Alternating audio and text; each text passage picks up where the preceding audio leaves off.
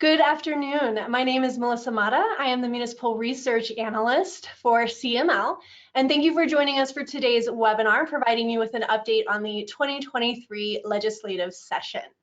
With me today is CML's advocacy team, but before I kick it over to them, I'd like to remind you all that today's session is being recorded, and we will post it to the CML website by early next week. In addition, all elected officials who are in attendance today will receive 1 university credit. There is no code or action that you need to take. We'll just be able to mark it on our end. So all attendees are muted for today's broadcast, but we do encourage you to ask questions by using the question box in the control panel to the right of your screen. We will be holding all questions until the end, at which time we will host a general Q&A session for all of our lobbyists here today. And with that, I'll kick it right over to you, Heather. Awesome. Thank you, Melissa. Hi, everyone. My name is Heather Stauffer. I'm the Legislative and Advocacy Manager here at CML. So we're finishing up our second full week of the legislature. We have a number of bills that we're following and we have taken positions on, which we'll summarize for you shortly. We're getting bill drafts as we speak. So after this webinar, please make sure that you're signed up for our State House report. That State House report goes out on a bi-weekly basis during the legislative session and describes what bills we're working on and what we're watching. So you can always contact us directly in addition to signing up for those State House reports. Our contact information for each of the lobbyists is on the last slide of this presentation. I also just wanted to mention our legislative workshop, which will take place on February 16th at the History Colorado Center. We're going to give an update on bills and have more of an in-depth discussion on each of those bills that we're working on. We'll also have panels on housing and water and hear from legislators and legislative leadership about their priorities. We're also going to hear from our federal partners at the National League of Cities. So it's going to be a great event. Hope you can join us. Please sign up for that on our website. The registration is open. So with that, I'll kick it over to Molly to start us off on the first set of bills. Good morning, everyone. My name is Molly Steineman. I am the newest legislative and policy advocate here for the League. This year, I'm going to be covering criminal justice, public safety, immigration, beer and liquor, regulated substances, and special districts.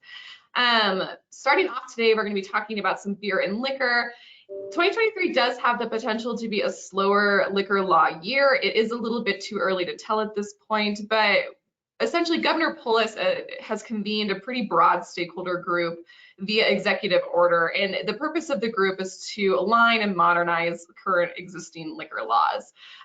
Legislators and proponents within the liquor world are being encouraged to direct their policies and their legislative goals through this liquor advisory group to see if they can get the vetting and the rubber stamp of approval of the group first to then be introduced as official legislation in 2024. Whether that will actually happen remains to be seen, but 2023 does have the potential to be a slower liquor law year. Next slide, please, Melissa. So this is mine, building codes. So we've seen House Bill 1057 introduced. This is amenities for all genders in public buildings. This is being run by Representative McCormick, Representative Vigil in the House, and then Senator Jaquez Lewis in the Senate. It requires by January 1st, 2024, a newly constructed public building, and a public building which you do a restroom renovation of over $10,000. You have to provide a non-gendered restroom facility on each floor where restrooms are publicly available. You have to ensure that all single stalls restrooms are not designated for an exclusive use by any specific gender, and you have to use, in some instances, if certain plumbing code specifications are met, you have to allow for the use of multi-stall restrooms by any gender. So this is currently, and there's, you have to provide at least one baby diaper changing station on each floor where there's a public restroom. This currently only is applied to new construction. However, we do know that there will be an amendment to the bill that will add that public buildings that are required to update signage on all single-stalled restrooms that are currently in existence to indicate that those are available for use by any gender. The last piece of this bill is it allows an employee with a designated workplace in the building to undertake a complaint process with the Colorado Civil Rights Division for failure to comply with providing these amenities. So we're looking at this purely from a resource perspective. We know that it would increase costs for new construction, and we're working with the proponents and have asked for some changes, specifically clarification that's needed on when a municipality may be operating out of a building but doesn't necessarily own it. Currently, the language would encapsulate us in that. More clarification on where baby changing stations are needed.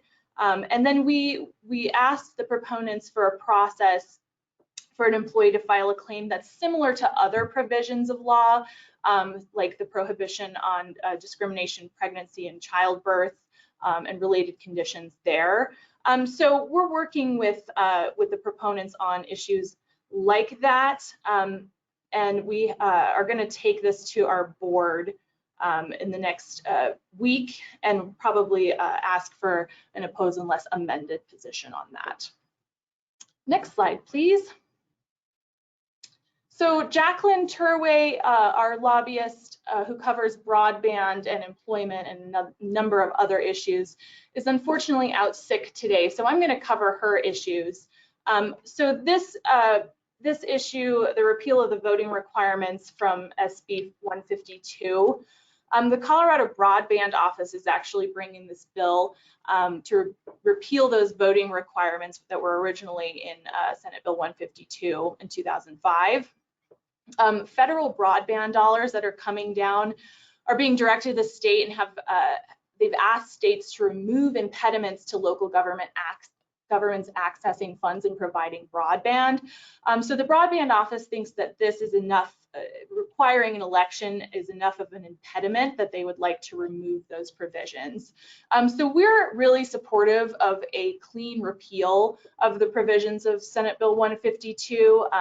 We're just wary of any amendments that would be added from industry that would actually make it harder for municipalities to provide broadband. So that's what we're looking at right now. That has not been introduced, but that is one thing that we are expecting. Next slide, please. Elections, this is me too. You're going to hear from me a lot for a minute. So this is Title 31 vacancies and recalls. This is actually CML initiated legislation that we're running with Representative Doherty. And we wanted to update provisions of Title 31, specifically around recalls and vacancies. So in the vacancies section, currently there was a situation in which an entire city council resigned, and there was no one to call the election. And Title 31 election laws are silent on what happens in this situation. So we would like to add language into the statute that essentially says if that situation arises and there is not a quorum and you can't call an election, in such situations the municipal clerk has the ability to set the election date.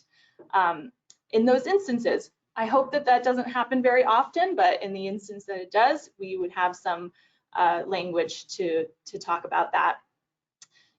In the recall section, you know, there's a lot of technical updates.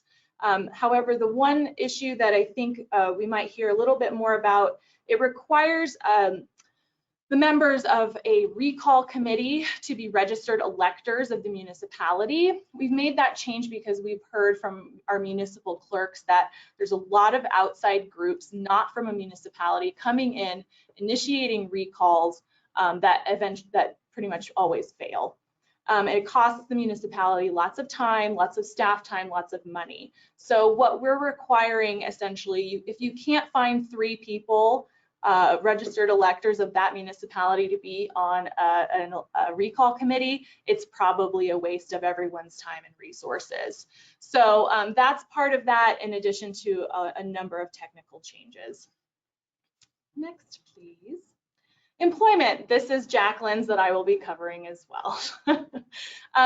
So Senate Bill 58, this is the Job Application Fairness Act. So this would prohibit employers from inquiring about a prospective employee's age or date of birth or dates of graduation in order to understand what their age is. There are some exceptions in the bill as it's currently drafted. You can verify compliance with age requirements that are imposed pursuant to a bona fide occupational qualification. We're going to recommend an opposed unless amended position to our board on this, specifically because without a birth date, we can't run a background check, which is really important in many situations. So we would prefer that this would be more in line with the ban the box. That's a law that's already in statute, where we could ask for a birth date with a job offer. So we're going to be asking, that's why we're going to be asking for an opposed unless amended position on that. And then the statute of limitations on minimum wage laws. This is being run by Representative Soper, and it would essentially institute a statute of limitations on minimum wage claims, requiring that they be filed within 2 years of the cause of action rather than, and within 3 years of a willful violation. So we're recommending a support position on that just because it limits liability for municipalities. And next slide, please. Okay, that's me. I'm Megan McKillop, Legislative and Policy Advocate.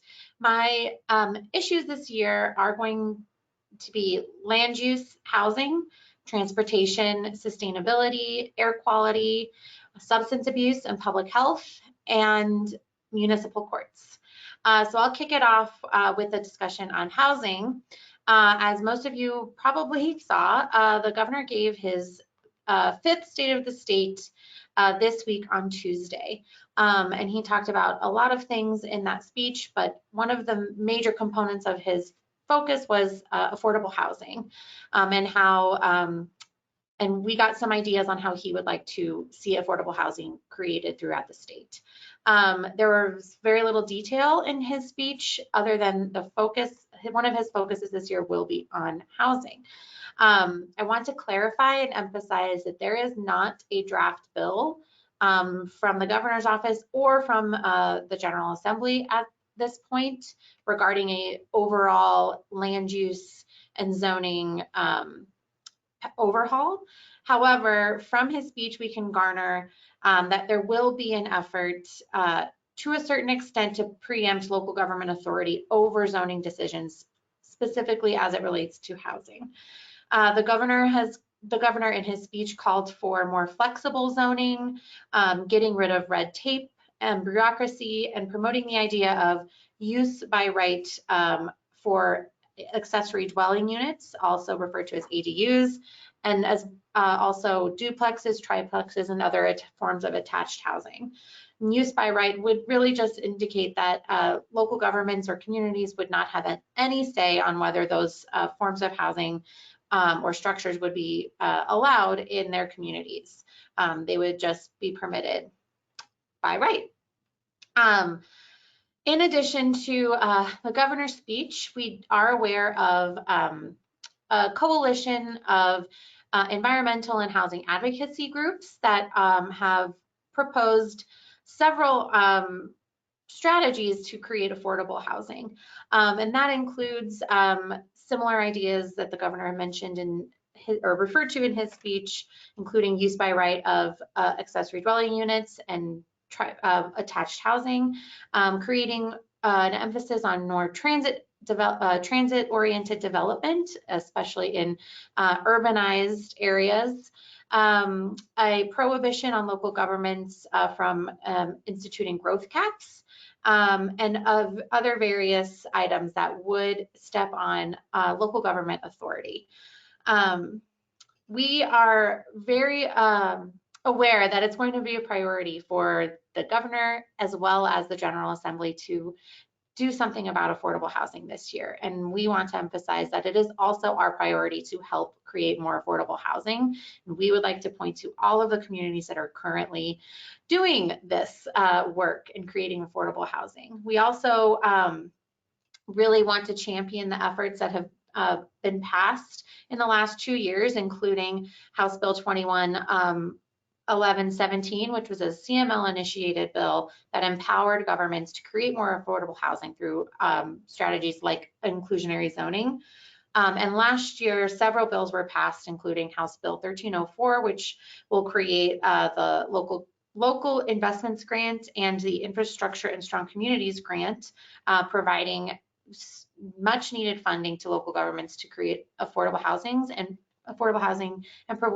perform needs assessments. We also want to point to Senate Bill 22-159, which created the transformational revolving loan program that provided money through flexible low interest loans to create affordable housing. We would love more investment in those programs and more assistance from the state to empower local governments to create affordable housing in those ways. And on that note, I'll have Melissa bump over to the next slide. This year, we are aware of 2 bills that do just that in empowering local governments to work with the state and with private partners to create affordable housing projects. The first one is Senate Bill 23001, the very first bill that the Senate introduced this year, which emphasizes their priority of creating more affordable housing. This bill is sponsored by Senators Roberts and Zenzinger and Representatives Byrd and Lukens. The bill promotes the use of public-private partnerships to create more affordable housing in our local communities. And this bill is a step to help local governments coordinate with private partners as well as state agencies to meet affordable housing goals. The next bill is Senate Bill 2335, which makes amendments to the Middle Income Housing Authority Act. This Middle Income Housing Authority, otherwise known as MIA, was passed at the very end of session last year in the last 4 days.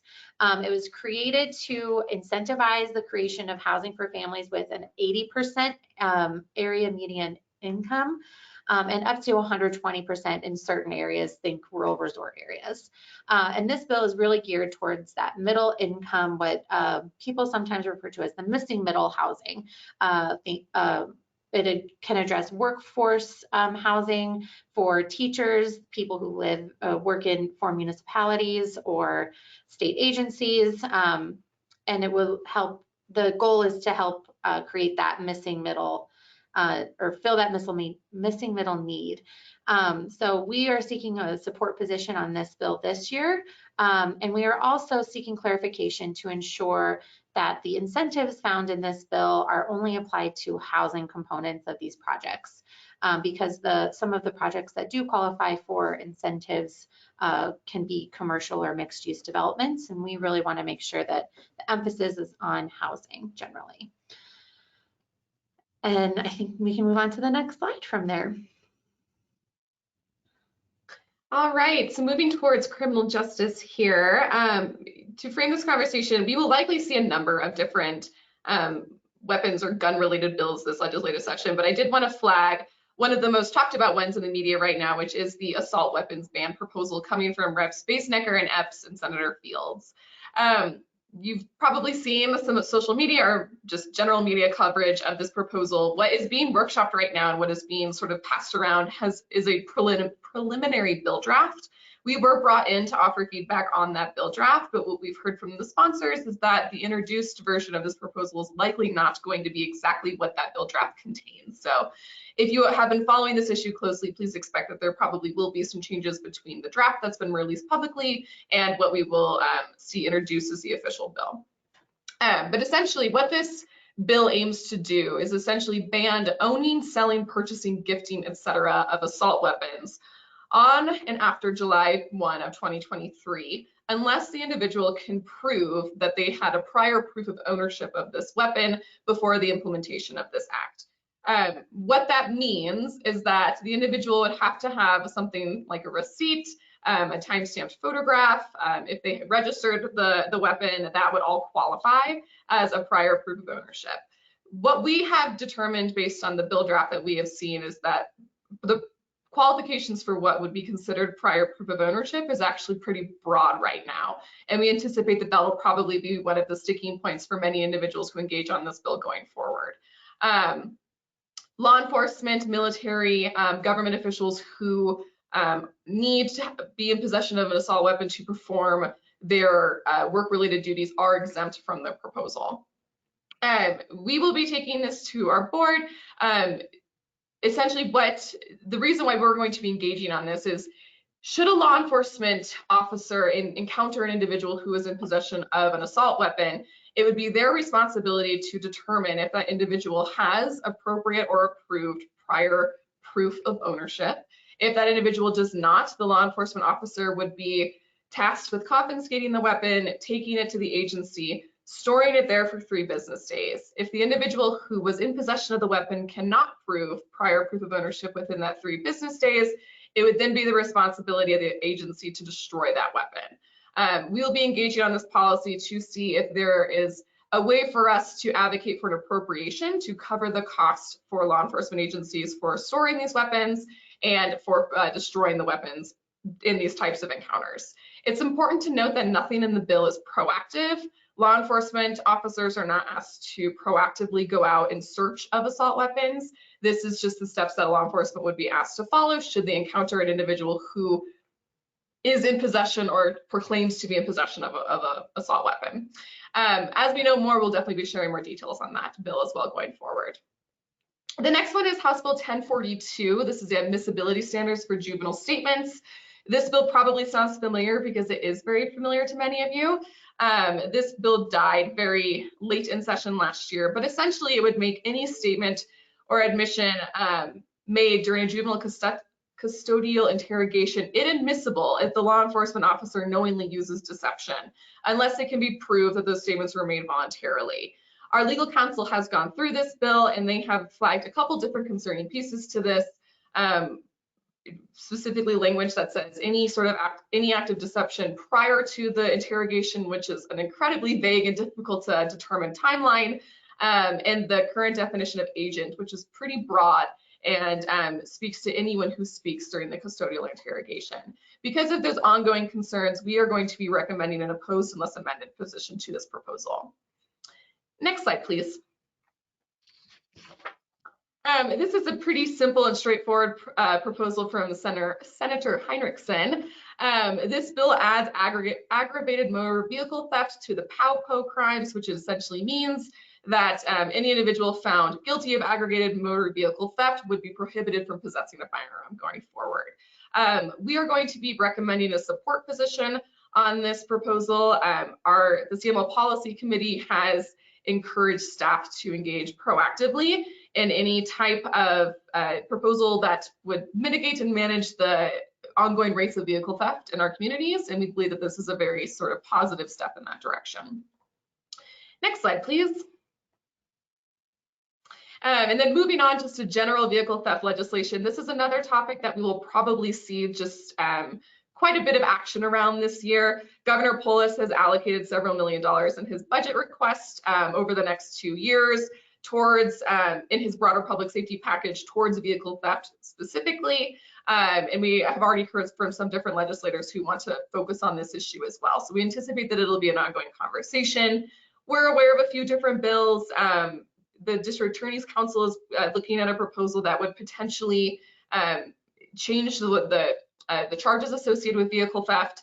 Under current law, if the vehicle is $2,000 or less, it's a misdemeanor, and they are looking to make it so that all vehicle theft would be charged as a felony regardless of the value of the vehicle.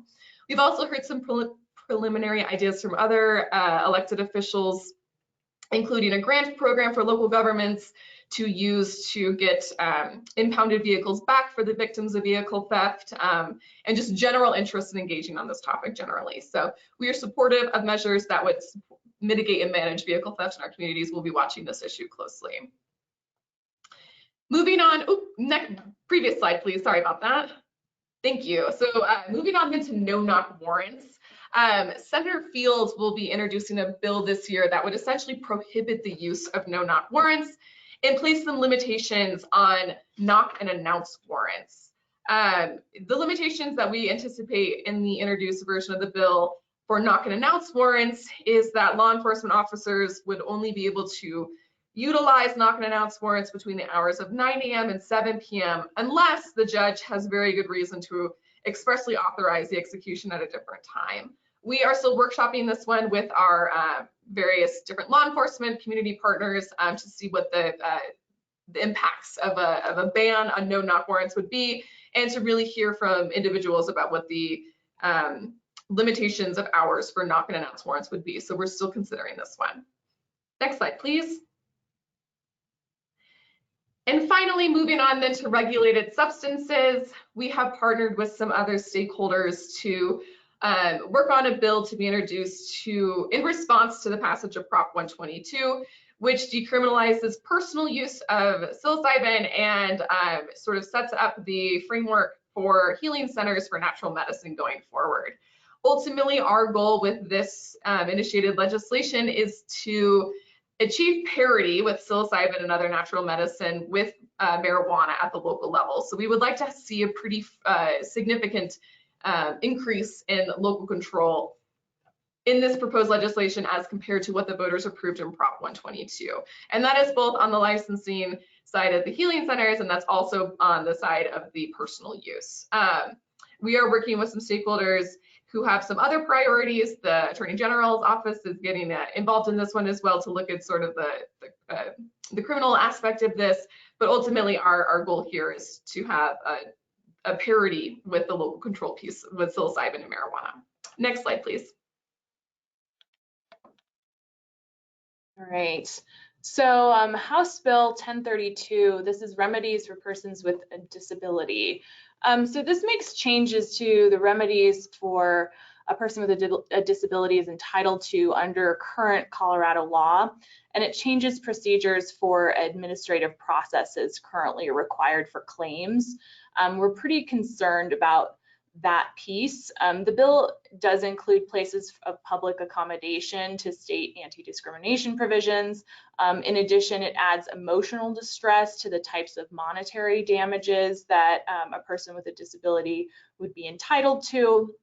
And it allows a court order requiring compliance and either monetary damages or a statutory penalty. So it also makes changes and allows a court to award attorney's fees to a prevailing plaintiff, but it removes the potential for a similar award to a defendant, essentially allowing a plaintiff to collect those fees and a defendant not to. So that's concerning for us. It also allows a plaintiff to bypass administrative remedies currently required in law and then go directly to court, which we are also concerned about. So essentially the bill just disrupts a balance we think was struck to ensure the protections for disabilities while also protecting taxpayer funds from frivolous kind of lawsuits that we see from time to time. It just increases our risk of litigation and serial or baseless claims, essentially. So it also removes any risk to a plaintiff to bring those types of claims by removing the attorney fee award risk. So we're going to be taking this to our board and recommending an opposed position just based on the increase in liability and the removal of those accommodations that are currently in law. Next slide, please. Megan. That will be me. There will be some action in the municipal court space this session. And the first major bill we've heard about is a bill that would prohibit municipal courts from prosecuting or hearing cases on domestic violence. This bill is being brought forward by Majority Leader Duran and Representative Mike Weissman. It has not been introduced yet. However, we have been in one stakeholder meeting so far regarding this bill. And the bill simply makes the prohibition on municipal courts from prosecuting domestic violence cases for what we understand were 3 main reasons. The first of which is that municipal courts and the statewide case management system don't easily communicate with each other. So it's really difficult to see what's going on at the municipal court level and vice versa, municipal court to state court level. And I'll get to that issue in just a moment. The second issue that we've heard is that municipal courts who prosecute domestic violence cases don't consistently apply the Victims' Rights Act or certain sentencing and treatment requirements that you see in county or district court domestic violence cases. And the third concern that we heard was that their protection order that would require someone to relinquish their firearm as a result of a domestic violence conviction or charge would not be easily or consistently applicable in a municipal court setting because it didn't qualify under Brady, which is a federal statute concerning gun and firearm relinquishment. However, we learned that in 2022, Brady was amended to include local ordinances, so that issue is moot for these purposes. What we've offered to the sponsors is to require municipal courts who choose to hear domestic violence cases to abide the same standards, sentencing and otherwise, and Victims' Rights Act in municipal court as well. We've offered that to the sponsors, and we are working on language, but have not heard a response from them at this point. And the board will be considering that bill next Friday at our meeting. And I'll go to the next slide. And on that note, as I mentioned, CML is working to address the issue that municipal courts and the statewide court system do not communicate with each other easily. It's very difficult for county and district courts to see dispositions of cases and active and pending cases at the municipal court level. And conversely, it is difficult for municipal courts to see if a defendant has an active or pending case at the district court level because they do not have the same access to the judicial statewide case management system. So we're seeking to create a study or a task force that would look at this issue and consider the feasibility of a judicial department having a system that municipal courts could use as well, really fixing that information gap that currently exists. Our sponsor of the bill is Representative Mark Snyder in the House, and Senator Rhonda Fields has agreed to be our sponsor in the Senate. We're currently working on that draft, and it should be introduced in good time in the next couple weeks. So we're really excited to get that moving forward and really have this conversation with the judicial department and interested stakeholders as well. The last bill that I want to address for municipal court purposes is a return of a bill that we saw last session, which is has been deemed raise the floor. This bill that was introduced last session raised the age at which a person can be charged with a criminal or offense to the age of 13. In current statute, a person at the age of 10 can be charged with an offense in county, district, and municipal court. And the desire is to see that changed across all 3 of those court systems. A bill has not been drafted yet, and from what I understand, we are waiting on a report to be released by the task force that was created in legislation last year.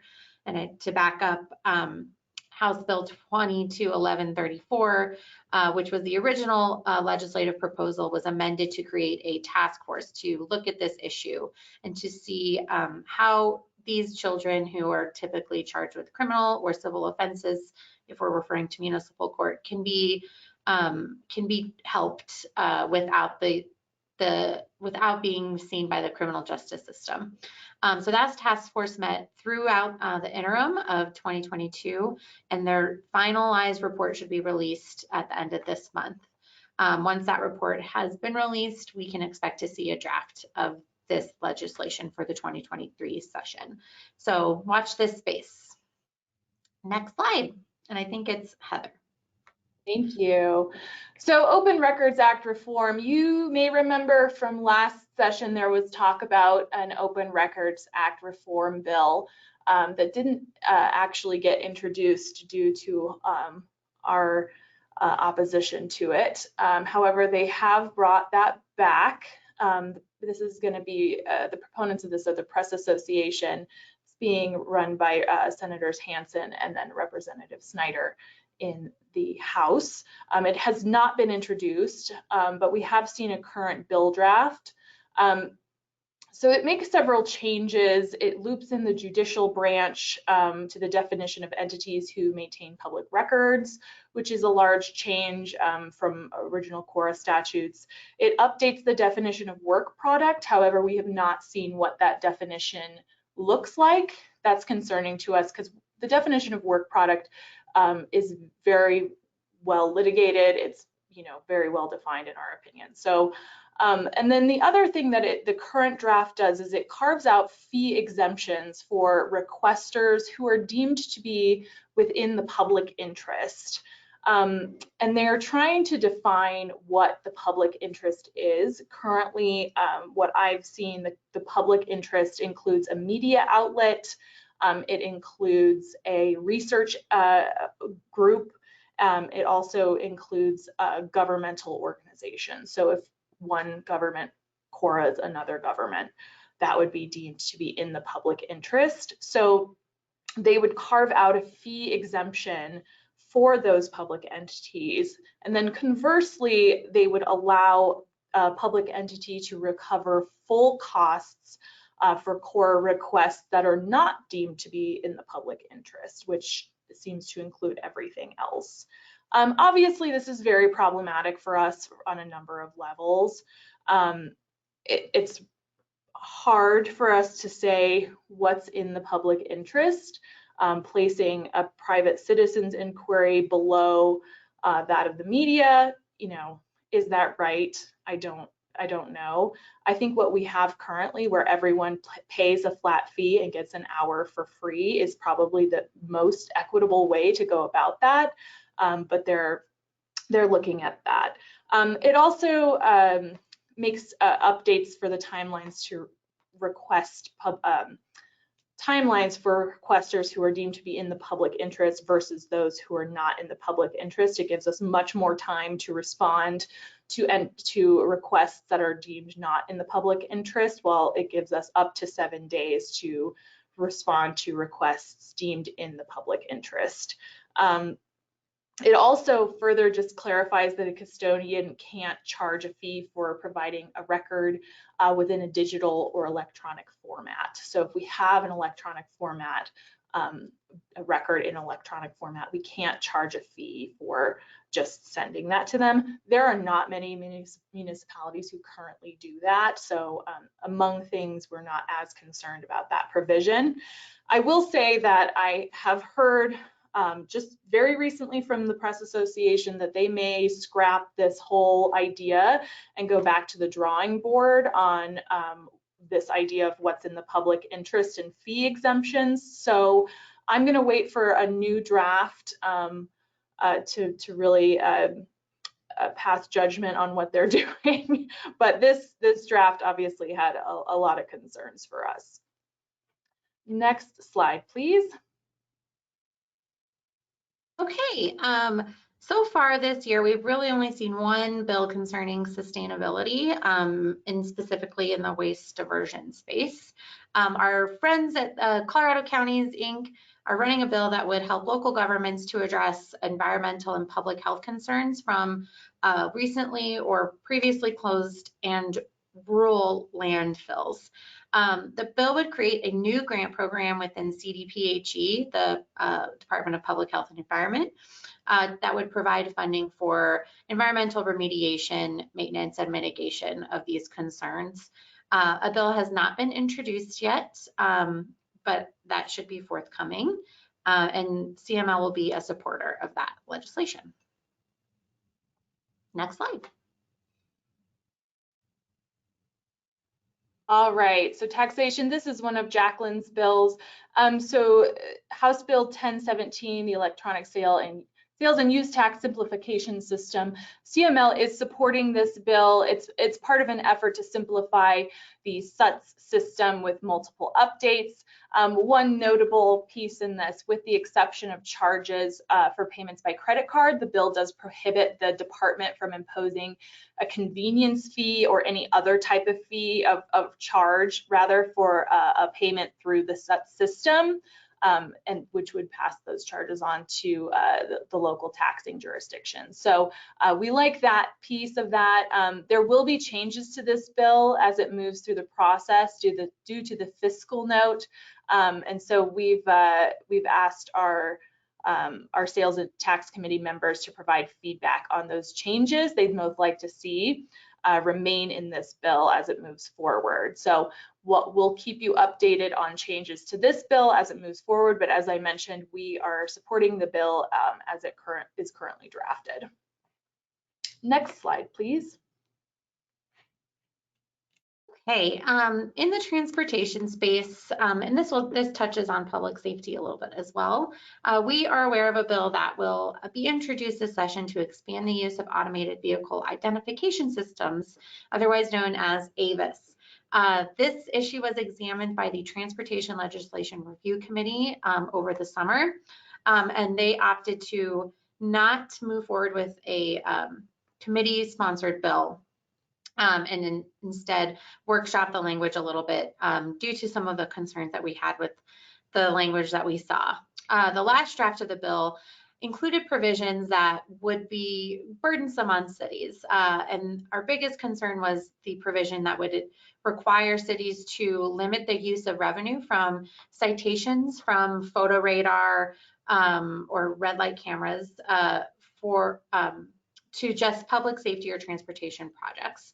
The draft bill also included requirements that would require cities to offer alternative forms of payment for citations, which could include volunteering at a nonprofit, taking a driving class or a transportation safety class, which would have to be stood up by municipalities. So we did have some concerns, and we worked with other stakeholders, including the actual purveyor of these systems, and we provided that to the sponsor of the bill, Senator Faith Winter. We're still working on getting an updated draft and are looking forward to seeing what that will look like this session. Watch this space. The next thing I want to talk about is CML-initiated legislation concerning noise pollution from commercial vehicles, specifically those that do not have mufflers on them. This was a policy that was approved through our policy development process, and we are exploring different ways to address statutory loopholes related to noise ordinance violations from trucks that do not have their mufflers. What we understand is communities that, especially those that have state highways running through them, experience a great deal of noise from these trucks, and there's not consistent enforcement from local law enforcement, state patrol, or from the Department of Transportation. So we are currently in talks with several stakeholders. There's currently a bill that's introduced through the Transportation Legislation Review Committee that does address fines for safety violations for commercial trucks. So we're working with the sponsors on that bill to see if we can also address mufflers while we're at it. We also have a meeting with President Fenberg, Senate President Fenberg, regarding some ideas and strategies that we could utilize this session to address this issue. So again, watch this space. We're working very hard to try and get something passed this year. Okay, utilities, resource adequacy. So we've seen a draft of this. This is being run by Representative Byrd in the House and Senator Rodriguez and Senator Winter in the Senate. And this bill requires each load-serving entity in the state or their designated wholesale electric supplier to create a resource adequacy annual report by April 1st of each year, beginning in 2024. And those reports will be published online and delivered to the entity's regulatory oversight entity, which in turn has to submit them to the Colorado Energy Office by April 30th. The Colorado Energy Office have to compile those reports and publish a statewide resource adequacy aggregate annual report each year by July 1st. So we are currently in a neutral position on this. We are requesting one amendment supporting our partners at CAMU, just fixing the definition of a joint action agency because some of our collective utilities aren't defined that way in statute. So we are in a neutral position there, but we will continue to watch this. Next slide, please. Wildfire. So Wildfire Resiliency Code Board, this is something that has also come from last session where it did not pass. Senator Cutter is going to run this. This all stems from a recommendation that was made by the Colorado Fire Commission in 2022, and it establishes a Wildfire Resiliency Code Board within the Department of Public Safety. The board is tasked with adopting statewide minimum codes and standards for hardening of structures and parcels within the wildland-urban interface. However, we do not have a definition of where exactly the wildland-urban interface is.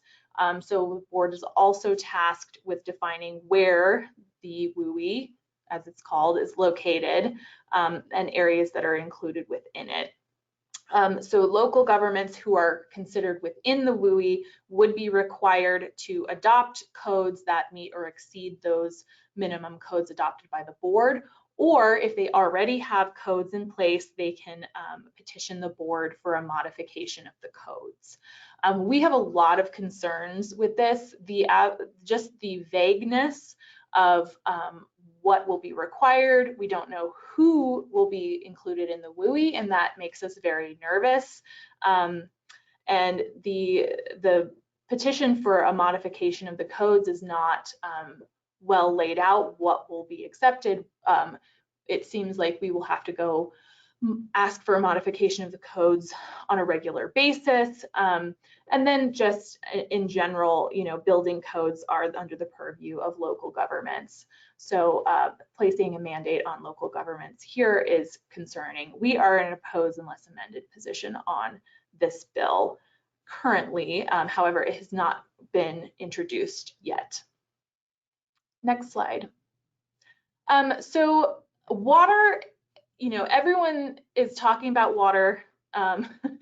Governor Polis mentioned it in his State of the State address. We've heard that it's a fundamental piece of everyone's legislative agendas this year. However, we haven't seen a lot of actual legislation up to this point. The one piece of legislation that I'm aware of on water is coming from CDPHE, and they would like to run legislation which takes fee setting for water quality control permitting out of the hands of the legislature and then putting that into the control of the Water Quality Control Commission. CML has always been opposed to attempts to put this into the fee setting into the Water Quality Control Commission. We feel like we have a much greater say in a fee, ensuring that if there is a fee increase for fee payers and for the regulated community, that the state is also putting in an equal amount through general fund. And that piece is very important to us. Taking it out of the legislature and putting it into the Water Quality Control Commission, I don't believe we would have the same ability to ensure that the state is providing their fair share. So we would be opposed to such changes. I have not seen a draft quite yet, but did have some initial conversations with the department. That being said, we have in the past been supportive of fee increases if they are equitable. And so we would continue to be supportive if they continued fee increases in the legislature. So happy to answer questions about that. I think that is our last slide. Is that right, Melissa? Okay, here's our contact information. There's time for questions. However, if you have a question later on, or if you think of something, please reach out to us. We're happy to talk you through any of the bills we're watching, or if you have questions on bills that we did not mention, happy to answer questions on those as well. Perfect. And we did have a few questions come through. When I send out this recording, I will copy the lobbyists, so you will have their contact information. So I'll stop sharing my screen so that it'll just be all of us, so you guys can focus on the Q&A. So the first one is actually a comment, Heather, for you to pass along to Jacqueline related to Senate Bill 58. The comment is, I would also include inability to verify age qualification to work. As a parent of a young child, it's astonishing at how grown up some middle schoolers look. And it's important when it comes to what time they can work, what they can do, what they can handle and manage. Removing date of birth also makes it hard to verify Social Security information for tax purposes and complete I-9 requirements. So, thank you. I will definitely pass that along to her. The next few questions are for you, Megan. The first one related to housing. Our small municipality owns property that is currently undeveloped and are looking at selling land to local housing authority to build affordable housing. Will proposed legislation allow or prevent this? So I can't speak to what proposed legislation would allow or prevent since we haven't seen any language, but this sounds like a great example of a project that you should send over my way so we can amplify that to the legislature and to the Polis administration. Perfect. Also, again to you, Megan, about landfills. We have a few locations in our municipality that EPA has stated that ground soil is contaminated as it was a gas station in the 60s to 70s. Could this proposal help with mitigation of the property? I don't know that this proposal would help with that specific issue, but I would look into the EPA brownfield grants. I do think that there's more funding for that grant program through the federal, the bipartisan infrastructure law. And Heather and I both have information on that program, and we can help you navigate that. Perfect. All right, Megan, would the Avis bill apply to parking citations? The Avis bill would not apply to a parking citation that was given by a person. It would really only apply to these systems, these automatic systems or automated systems. So think red light cameras, photo radar, speed radar. If you have lights that have that speed radar camera, it's a camera that takes a picture of the driver and the license plate and then issues a citation. So that's all it would apply to. Perfect. Heather, with the WUI bill, are you opposing the formation of the commission unless amended or opposing the statewide standards? I think we're opposing the mandate on local governments to adopt these statewide standards created by the board. What we've advocated for in the past is for, if you want to create the board, to create a model code that municipalities could opt into. The board could also work on removing obstacles for communities who want to adopt codes but maybe don't have the enforcement capability or running into other challenges. So I think it's the mandate on local governments to adopt the codes. Perfect, thank you. Can each of you remind us which legislative focus area you have so that we know who to reach out to during the session? Sure, so I'll start. I handle water, elections, open meetings, open records, governmental immunity. Feel like there's more and I'm just forgetting them. Why don't we send out a full list?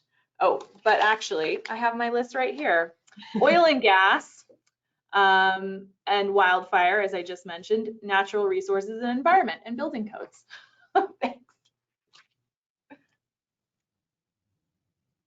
I'll go next. I have beer and liquor, regulated substances, that covers hemp, kratom, and now psilocybin. I've got public safety, criminal justice, procurement, special districts, and immigration. And then my issues are transportation, public health, substance abuse, affordable housing, land use and annexation, air quality, sustainability, and municipal courts. And I'll just flag that if you go to our advocacy tab on our website, all of this information is there, and you can see that there.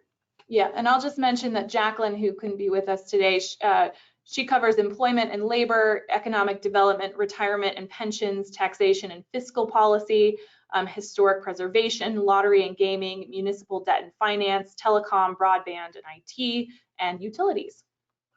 And I will 100% include the list when I send out the recording Monday, Tuesday, sometime early next week. As Megan mentioned, you can find it on our website. And then I would also like to point out that if you accidentally email the wrong lobbyist, they will definitely forward your question to the lobbyist who can help you. So no worries about that. We'll definitely make sure you get to the correct staff person. Let's see, 2 more questions just rolled in. Let me scroll up. So Megan, about ADUs and state changes to land use codes for housing. Number 1, who would enforce and would occupancy be required? Actually, there are quite a few questions, so why don't you answer them as we go? So who would enforce and would occupancy be required? So that is unclear. We haven't seen any language to this effect. So we don't know if the state would enforce the quote unquote legalization of ADUs or if it would be on the municipality to enforce that. In conversations, I have heard that there would be attempts to ensure that ADUs are reserved for affordable housing. So like if someone needed a place to rent that was affordable, or if you had a grandmother or a family member who wanted to live on your property with you, that would be an allowable use. But again, there's so little information, so I can't answer your question the way I would like to. Okay, well, there are a few more, so Okay. maybe I will just rattle them off and stop me if you do have an answer. So would income be limited to AMI for tenants? Would ADUs be able to encroach into side yard setbacks? Would ADUs be required to have a parking space? And how about height limits? Any answers to any of those questions just yet? These are all decisions that are typically within the purview of a local government and are decided through a permitting process.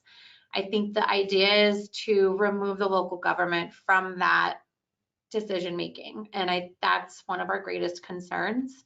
And we would like to ensure that all of those requirements and things that are considered through a permitting process are still considered going forward. So that is one of our concerns, all of those questions.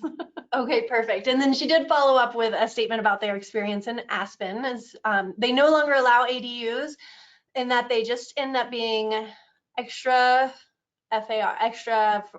income maybe for the homeowner, made into an STR, a wine room or a guest bedroom, very rarely used to house community employees, no way to force a private property owner to rent out the ADU once it's built, and the downsides and ineffectiveness of these measures need to be fully understood.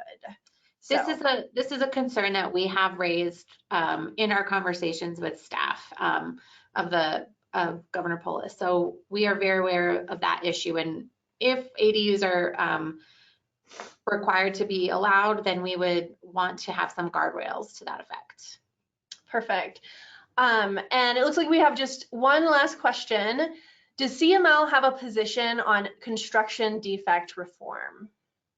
We currently don't have a formal position on construction defect reform that I am aware of. I know that there was discussion of a construction defect or construction litigation bill coming out this session, but since talks of that have since quieted down, so I haven't seen anything that would indicate that a bill will be run this session. Okay, Perfect. So that's the last of our questions, which is perfect because it's 12:59. So I just want to say thank you to the advocacy team, and thank you to all of our attendees. We will post this on our website early next week, but I'll also send out an email to everyone who attended today, and it will include a list of all of the lobbyists' issue areas. So have a great afternoon, and that concludes the webinar.